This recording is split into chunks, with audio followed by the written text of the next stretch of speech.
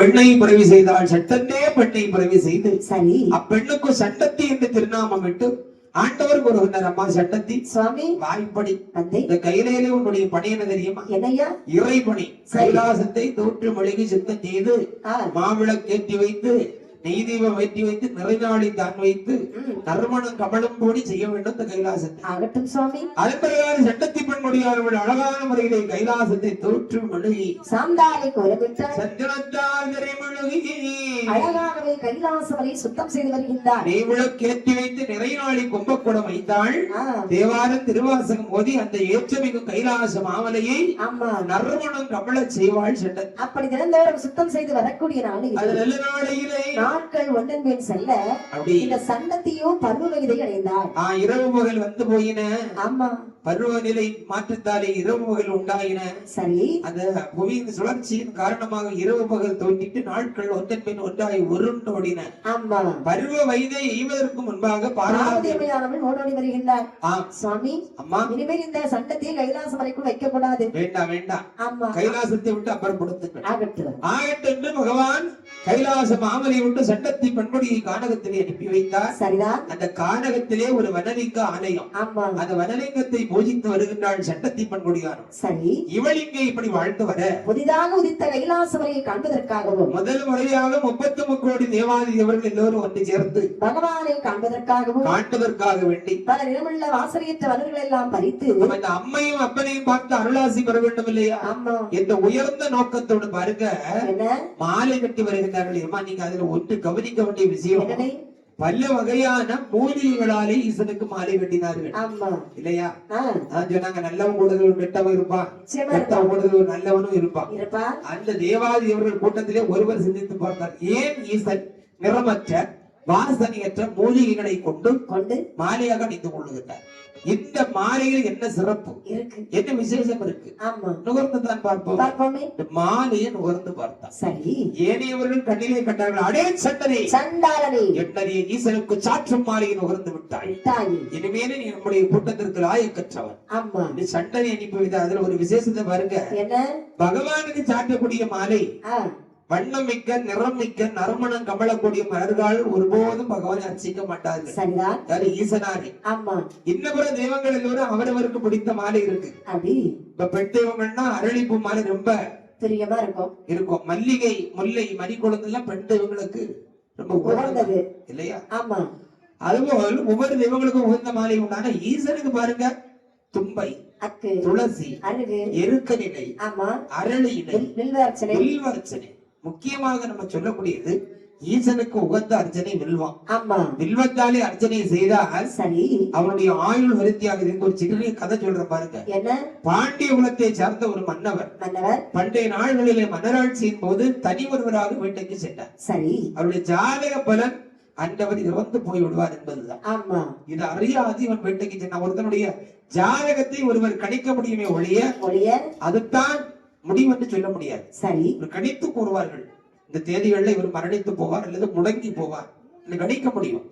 இதுதான் தீர்வு என்று யாரால என்ன சொல்ல முடியாது, முடிவு சொல்ல முடியாது. ஆனா இவருடைய ஜாதக பலன்படி அந்த பாண்டிய வம்சத்தை சார்ந்த மன்னன் இறந்து போய் விடுகிறார். இறந்து போவான் என்பது அவனுடைய ஜாதக பலன். தனி ஒருவனாக வேட்டைக்கு சென்றார். பல மணி நேரமாக காலையிலிருந்தே வேட்டையாடுறாரு, ஒரு மிருகமும் கிடைக்கல. ஒரு சிறந்த வேட்டையாளனுக்கு மிருகங்கள் கிடைக்காது இருந்தா அந்த வேட்டையின் மீது அவன் கொண்ட நாட்டம் இராது, சலிப்பு ஏற்பட்டு போகும். 6-7 மணி ஆயிடுச்சு, இரட்டிருச்சு. இனி தனிமையில இவர் இந்த காட்டை தாண்டி நாட்டுக்கு செல்வதுங்கிறது முடியாத சவாலான காரியம்.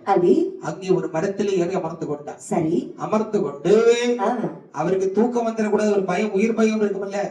தூங்கிட்டா வனமிருகங்கள் அடிச்சு சாப்பிட்டுரும், கீழே விழுந்துருவோம். சரி, மரத்தில் இருந்து ஒவ்வொரு இலையாக பறித்து கீழே போட்டு கொண்டிருந்தார்.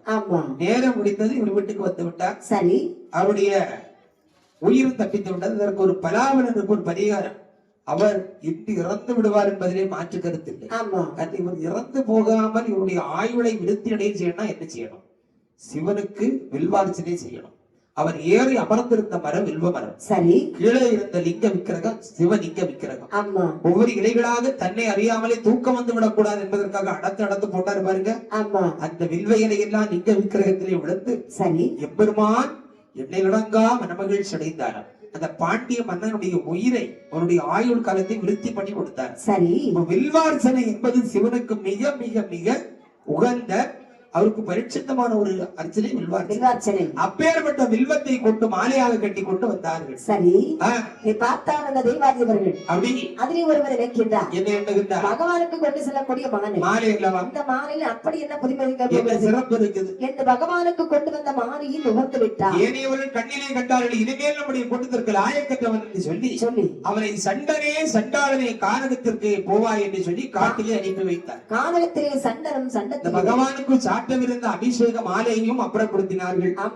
கானகத்திலே பாருங்க, என்ன காட்டுல ஒரு நாள் ஒருத்தர் பாக்குறார். சரி, சண்டனும் சண்டத்தையும் பார்த்தார்.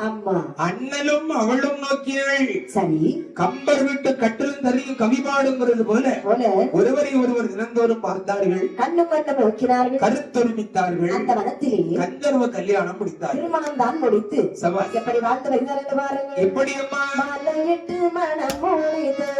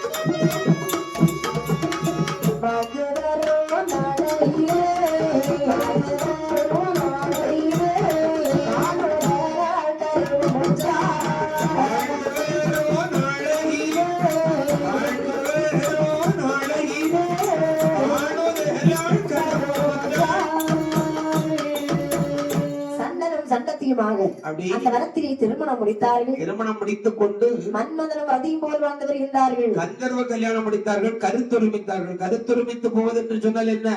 கணவனுடைய சிந்தனையும் மனைவியினுடைய சிந்தனை ஏறக்குறைய ஒரே நேர்கோட்டில் பயணிப்பதை ஆகும் கருத்தொருமித்து போதல். கருத்து வேறுபாடுன்னா அங்க விரிசல் ஏற்பட்டு போகும். கருத்தொருமித்து போனால் அங்க எந்த சச்சரவுக்கும் இடமில்லை. ஒரு சம்பவத்தை சொல்றேன், என்ன ஒரே முகூர்த்தத்துல வெவ்வேறு ஊர்கள்ல 2 முகூர்த்தம். சரி, ஒரே முகூர்த்தத்துல வெவ்வேறு ஊர்கள்ல 2 முகூர்த்தம், 2 கல்யாணம் நடக்குது. அந்த கல்யாணம் முடித்த மறுநாள் காலை கணவனுக்கு மனைவி ஒரு காஃபி போட்டுக்கிட்டு வர்றாங்க.